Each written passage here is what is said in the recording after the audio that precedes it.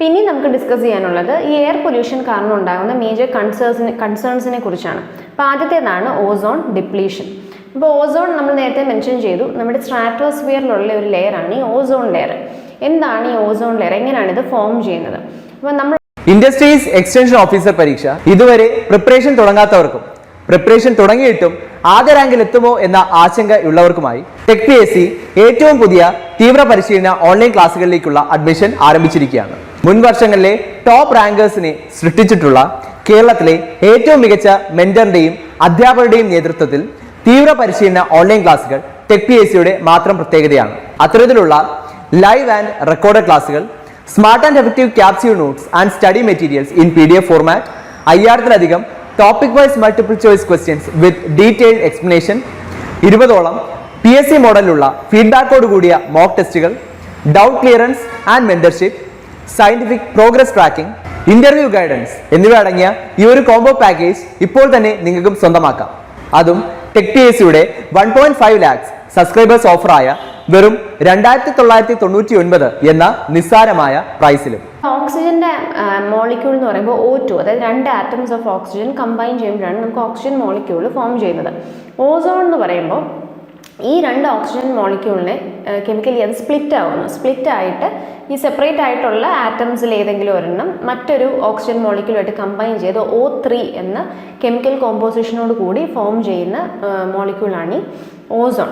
ഇപ്പോൾ ഈ ഓസോൺ നമ്മുടെ സ്ട്രാറ്റോസ്ഫിയറിൽ ഉള്ളതുകൊണ്ടാണ്, ഈ ഓസോണിൻ്റെ ഒരു ലെയർ ഉള്ളതുകൊണ്ടാണ് ഹാംഫുൾ ആയിട്ടുള്ള അൾട്രാ വയലറ്റ് റേഡിയേഷനെ, സൂര്യനിൽ നിന്ന് വരുന്ന അൾട്രാ വയലറ്റ് റേഡിയേഷനെ ഇത് തടഞ്ഞു നിർത്തുകയും അത് പിന്നീട് നമുക്ക് നമ്മുടെ ട്രോപ്പോസ്ഫിയറിലേക്ക് വരാതെ നമ്മളെ പ്രൊട്ടക്റ്റ് ചെയ്യുകയും ചെയ്യുന്നത്. എന്നാൽ ഈ ഓസോണിൽ ഒരു ഹോള് കണ്ടെത്തി കുറച്ച് വർഷങ്ങൾക്ക് മുന്നേ.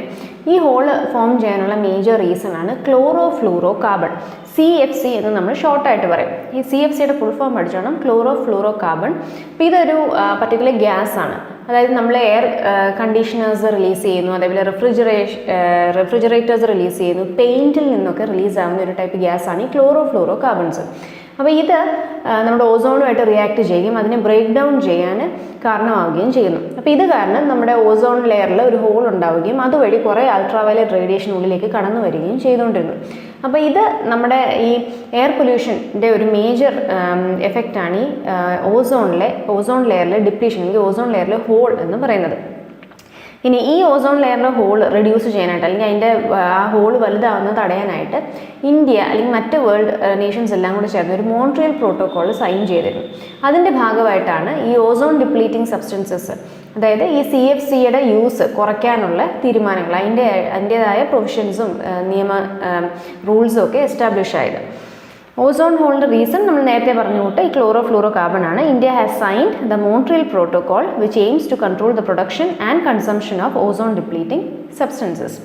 അപ്പോൾ ഇനിയും ഈ ഓസോൺ ഡിപ്ലീഷൻ കാരണം ഉണ്ടാകാവുന്ന എഫക്ട്സ് എന്തൊക്കെയാണ്? Effects on human health. അപ്പോൾ ഹ്യൂമൻ ഹെൽത്തിനെ വെച്ച് നമ്മൾ പറയുകയാണെങ്കിൽ കാറ്ററാക്ട് പോലുള്ള അസുഖങ്ങൾ, നമ്മൾ പ്രായമായ ആൾക്കാരിൽ കണ്ടുവരുന്ന ഒരു തിമിരം എന്ന് പറയുന്ന ഇഷ്യൂ ആണ് ഈ കാറ്ററാക്ട്. അപ്പോൾ ഇത് നമ്മുടെ ഓസോൺ ഹോൾ വലുതാവുകയും അതുവഴി കൂടുതൽ അൾട്രാവയലറ്റ് റേഡിയേഷൻ ഉള്ളിലേക്ക് നമ്മുടെ ട്രോപ്പോസ്ഫിയറിലേക്ക് എത്തുകയും ചെയ്യുവാണെങ്കിൽ കാറ്ററാക്ട് ഇഷ്യൂസ് ഒരുപാട് കൂടാനുള്ള ചാൻസസ് ഉണ്ട്. അതേപോലെ സ്കിന്നിന് വരുന്ന സ്കിൻ ക്യാൻസർ പോലുള്ള ഇഷ്യൂസൊക്കെ വരാനുള്ള സാധ്യതകൾ കൂടുതലാണ്. ഇമ്മ്യൂൺ സിസ്റ്റത്തിൻ്റെ വീക്കനിങ് അതിലേക്ക് ഇതും ലീഡ് ചെയ്യും.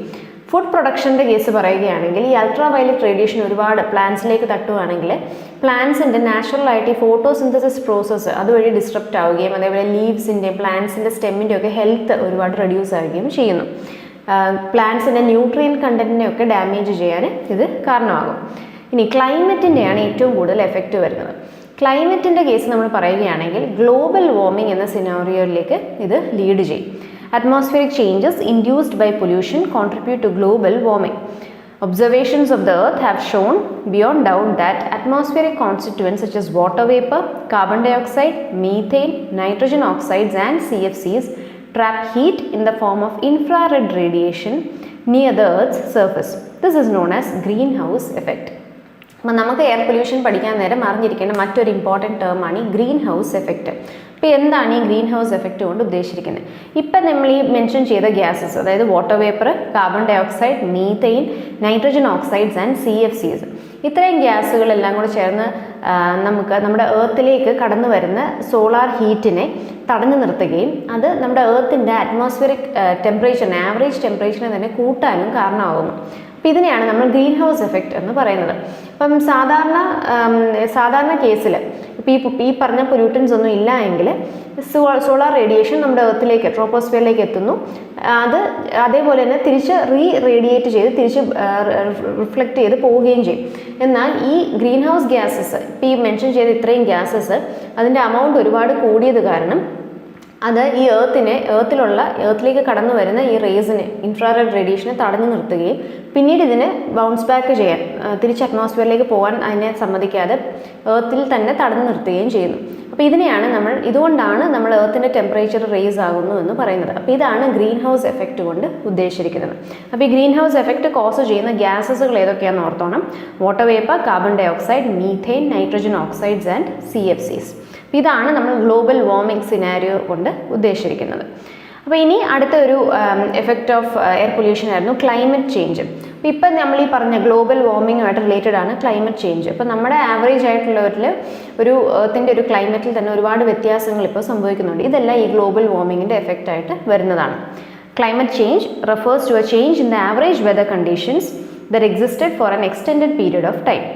Air pollutants such as methane and black carbon are powerful, short-lived climate pollutants that contribute to climate change. Okay. ഇപ്പോൾ ഈ ക്ലൈമറ്റ് ചേഞ്ച് കോസ് ചെയ്യുന്ന ഗ്യാസസിൽ ഏറ്റവും ഇമ്പോർട്ടൻ്റ് ആയിട്ട് എടുത്തു പറയേണ്ട 2 ഗ്യാസാണ് ഈ മീഥെയിനും അതേപോലെ ബ്ലാക്ക് കാർബൺ എന്ന് പറയുന്നത് നമ്മുടെ വെഹിക്കിൾ എക്സോസ്റ്റ് വഴിയൊക്കെ റിലീസ് ആവുന്ന ഒരു ഫോം ഓഫ് കാർബൺ ആണ്. അപ്പോൾ ഈ രണ്ടുമാണ് ഏറ്റവും കൂടുതൽ നമ്മുടെ ഈ ക്ലൈമറ്റ് ചേഞ്ചിനൊക്കെ കാരണമാകുന്ന 2 പൊല്യൂട്ടൻസ്. അതേപോലെ കാർബൺ ഡൈ ഓക്സൈഡും ഉണ്ട്. പക്ഷേ കമ്പാരിറ്റീവ്ലി കാർബൺ ഡൈ ഓക്സൈഡിനെ വെച്ച് നോക്കുമ്പോൾ കൂടുതൽ പവർഫുൾ ആയിട്ടുള്ള പൊല്യൂട്ടൻസ് ആണ് മീഥെയിൻ ആൻഡ് ബ്ലാക്ക് കാർബൺ. ഇനി ഗ്ലോബൽ വാർമിങ്ങിൻ്റെ ജനറൽ ആയിട്ടുള്ള കോസുകൾ ഏതൊക്കെയാണ്?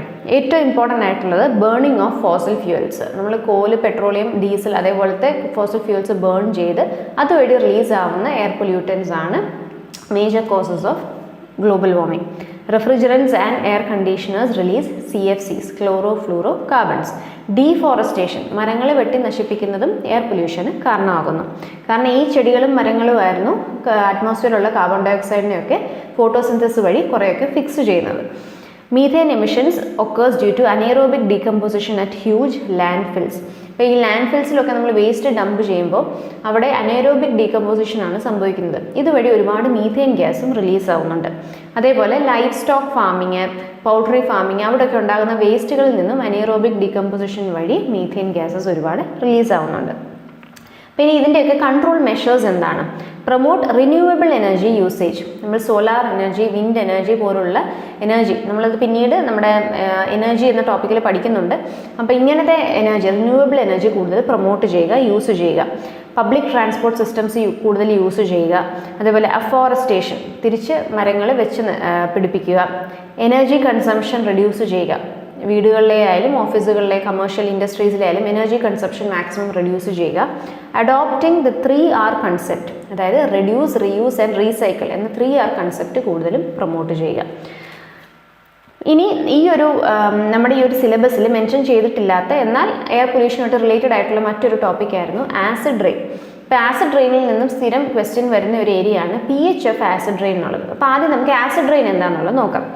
അപ്പം നമ്മൾ ഈ എയർ പൊല്യൂഷൻ വഴി അറ്റ്മോസ്ഫിയറിലേക്ക് റിലീസ് ചെയ്യുന്ന നൈട്രജൻ ആൻഡ് സൾഫർ ഓക്സൈഡ്സ് നമ്മുടെ അറ്റ്മോസ്ഫിയറിൻ്റെ ട്രോപ്പോസ്ഫിയർ ലെയറിൽ തന്നെ ഇങ്ങനെ എക്സിസ്റ്റ് ചെയ്യുകയും പിന്നീട് മഴയുണ്ടാകുമ്പോൾ ഈ മഴവെള്ളത്തിൽ ഇത് കലർന്ന് ഇത് മഴവെള്ളത്തിൻ്റെ ഒപ്പം താഴേക്ക് ഒലിച്ച് വരികയും ചെയ്യുന്നു. അപ്പോൾ ഇതിനെയാണ് നമ്മൾ ആസിഡ് റെയിൻ എന്ന് വിളിക്കുന്നത്. അപ്പോൾ സാധാരണ ജനറലി നമ്മൾ നോർമൽ റെയിൻ വാട്ടറിൻ്റെ pH നോക്കുവാണെങ്കിൽ 5 അറൗണ്ട് ആയിരിക്കും, 5 to 5.5 ആയിരിക്കും, വിച്ച് ഇസ് സ്ലൈറ്റ്ലി അസിഡിക്, കുറച്ച് അസിഡിക് ആണിത്. എന്നാൽ ആസിഡ് റെയിൻ്റെ pH നമ്മൾ നോക്കുവാണെങ്കിൽ അത് 4ൽ താഴെ ആയിരിക്കും മിക്കപ്പോഴും. 4.5 ആ ഒരു റേഞ്ചിലായിരിക്കും ആസിഡ് റെയിൻ്റെ pH വരുന്നത്. അപ്പോൾ ഈ ആസിഡ് റെയിൻ്റെ കേസിൽ രണ്ട് ക്വസ്റ്റ്യൻസ് ആണ് യൂഷ്വലി ചോദിക്കുന്നത്. ഏത് ഗ്യാസസ് ആണ് ആസിഡ് റെയിന് കോൺട്രിബ്യൂട്ട് ചെയ്യുന്നത്? അപ്പോൾ നൈട്രജൻ്റെ, സൾഫൈഡിൻ്റെ ഓക്സൈഡ്സ് ആണ് ആസിഡ് റെയിന് കോൺട്രിബ്യൂട്ട് ചെയ്യുന്നത്. അതേപോലെ മറ്റൊരു ക്വസ്റ്റ്യൻ ആണ് pH എത്ര എന്നുള്ളത് ആസിഡ് റെയിൻ്റെ. ഇപ്പം 5-ന് താഴെ എന്ന് നമുക്ക് പറയാം. അതായത് യൂഷ്വലി നോർമൽ റെയിൻ വാട്ടറിൻ്റെ pH 5 to 5.5 ആയിരിക്കും. ഇപ്പോൾ 5-ന് താഴെ അല്ലെങ്കിൽ സ്പെസിഫിക്കലി ഓപ്ഷൻസിൽ 4 അല്ലെങ്കിൽ 4.5 ഒക്കെ തന്നിട്ടുണ്ടെങ്കിൽ അത് നമുക്ക് കറക്റ്റായിട്ട് ഓപ്ഷൻ ചെക്ക് ചെയ്യാം. അപ്പം ജനറലി പറയുമ്പോൾ 5-ന് താഴെയുള്ള എല്ലാ റെയിനും ആസിഡ് റെയിൻ ആണ്. ഇനിയും സ്പെസിഫിക്കലി ചോദിക്കുവാണെങ്കിൽ pH അറൗണ്ട് 4 to 4.5 ആണ് ആസിഡ് റെയിൻ്റെ pH. അപ്പോൾ ഇതോടുകൂടി നമ്മുടെ ഈ ഒരു എയർ പൊല്യൂഷൻ എന്ന ടോപ്പിക്കിലെ ഇമ്പോർട്ടൻ്റ് ആയിട്ടുള്ള പോയിന്റ്സ് ഒക്കെ നമ്മൾ കവർ ചെയ്തിട്ടുണ്ട്. ഇൻഡസ്ട്രീസ് എക്സ്റ്റൻഷൻ ഓഫീസർ പരീക്ഷ ഇതുവരെ പ്രിപ്പറേഷൻ തുടങ്ങാത്തവർക്കും പ്രിപ്പറേഷൻ തുടങ്ങിയിട്ടും ആദ്യ റാങ്കിൽ എത്തുമോ എന്ന ആശങ്ക ഉള്ളവർക്കുമായി ടെക് PSC ഏറ്റവും പുതിയ തീവ്ര പരിശീലന ഓൺലൈൻ ക്ലാസ്സുകളിലേക്കുള്ള അഡ്മിഷൻ ആരംഭിച്ചിരിക്കുകയാണ്. മുൻ വർഷങ്ങളിലെ ടോപ്പ് റാങ്കേഴ്സിനെ സൃഷ്ടിച്ചിട്ടുള്ള കേരളത്തിലെ ഏറ്റവും മികച്ച മെന്ററിന്റെയും അധ്യാപകരുടെയും നേതൃത്വത്തിൽ തീവ്ര പരിശീലന ഓൺലൈൻ ക്ലാസ്സുകൾ ടെക് PSCയുടെ മാത്രം പ്രത്യേകതയാണ്. അത്തരത്തിലുള്ള ലൈവ് ആൻഡ് റെക്കോർഡ് ക്ലാസ്സുകൾ, smart and effective capsule notes and study materials in PDF format, 5000-ലധികം topic wise multiple choice questions with detailed explanation, 20ഓളം PSC മോഡലിലുള്ള ഫീഡ്ബാക്കോട് കൂടിയ മോക്ക് ടെസ്റ്റുകൾ, doubt clearance and mentorship, scientific progress tracking, interview guidance എന്നിവ അടങ്ങിയ ഈ ഒരു കോംബോ പാക്കേജ് ഇപ്പോൾ തന്നെ നിങ്ങൾക്കും സ്വന്തമാക്കാം. അതും ടെക് PSCയുടെ 1.5 lakhs സബ്സ്ക്രൈബേഴ്സ് ഓഫറായ വെറും 2999 എന്ന നിസ്സാരമായ പ്രൈസിലും. ഇന്ന് തന്നെ ടെക് PSC ആപ്പ് ഡൗൺലോഡ് ചെയ്തുകൊണ്ട് നിങ്ങളുടെ പ്രിപ്പറേഷൻ ആരംഭിച്ചോളൂ. കൂടുതൽ വിവരങ്ങൾക്ക് സ്ക്രീനിൽ കാണുന്ന നമ്പറിൽ നിങ്ങൾക്ക് ഞങ്ങളെ ബന്ധപ്പെടാവുന്നതാണ്.